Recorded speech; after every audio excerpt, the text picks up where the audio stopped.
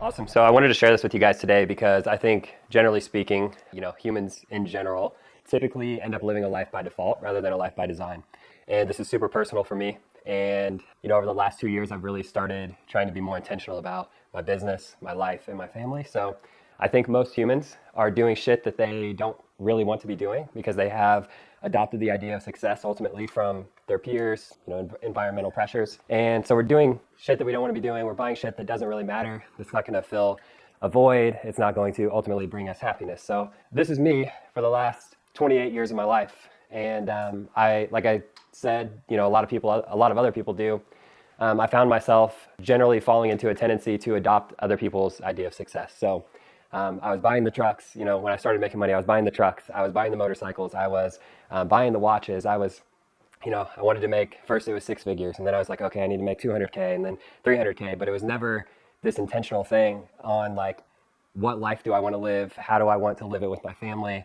How much does it cost me to live that ideal lifestyle? So 2 years ago, I was on a journey on the other side of the world to trek the tallest mountain in the world.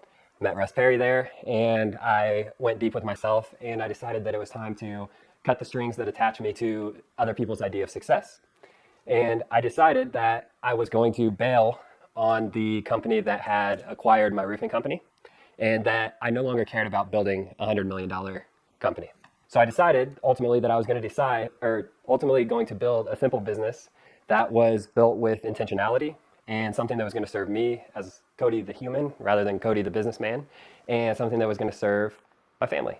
So the issue is that no matter how simple, This is in my slide deck for my kickoff. Yeah, so some of you guys are familiar with this picture here, but I felt like it was necessary to throw in here because even the simplest business model becomes complex as we add humans or team members to the equation.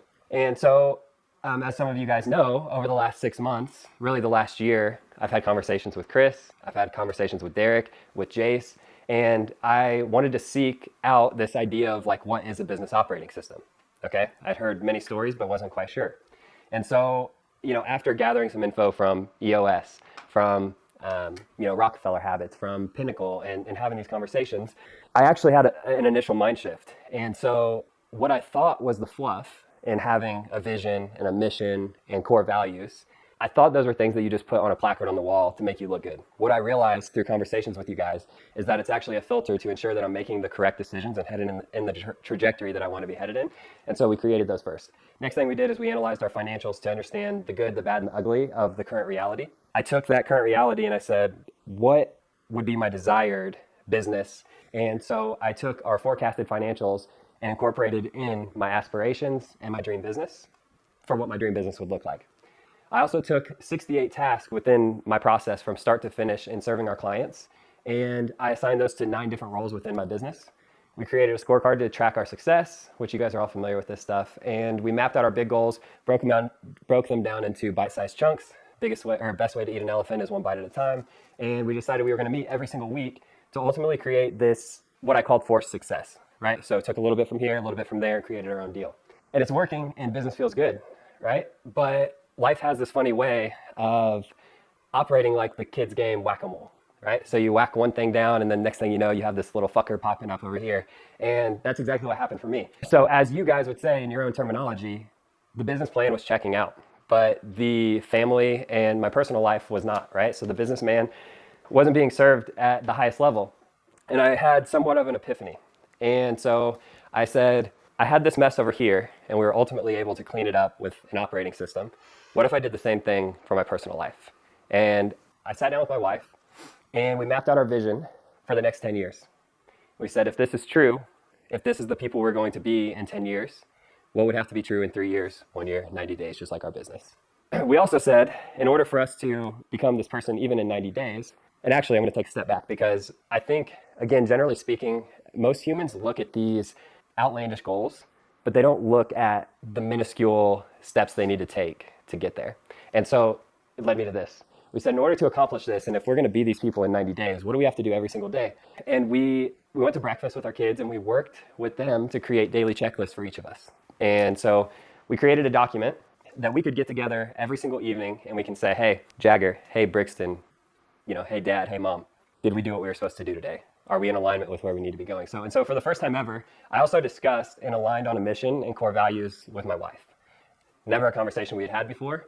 And it was very interesting to understand, like, obviously I know her, I've been with her for over, 12 years at this point, but just to have that simple question for each other of like, what do you truly believe? Like, what is the core and how can we align on these for our family? So then we mapped out our current expenses, our cost of doing life, so that we can make decisions within the business with intention. So guys, I no longer wanted to build this $100 million business because I had no reason to. It doesn't cost me, I have a certain dollar amount that it does cost me to live my dream life. And it wasn't in alignment with building that $100 million business, right? And I was able to take that and revisit my business goals. And so we agreed as a family that we would meet every single week and we'd have a fun meeting to discuss if we're on track or off track as a family. And a couple more slides here for you guys. It's still really early, but what I can tell you guys is that in doing this just for the last month, that my kids are already wanting to go, do workouts with us, with my wife and I. They're going in the morning without even being prompted, and they're going on walks, and they're doing their grounding and their meditation. And it's just really cool to see basically that adding a little bit of discipline is really, really helping me solidify the idea that success isn't given. It must be forced through intentionality. And that's my idea of forced success for our family.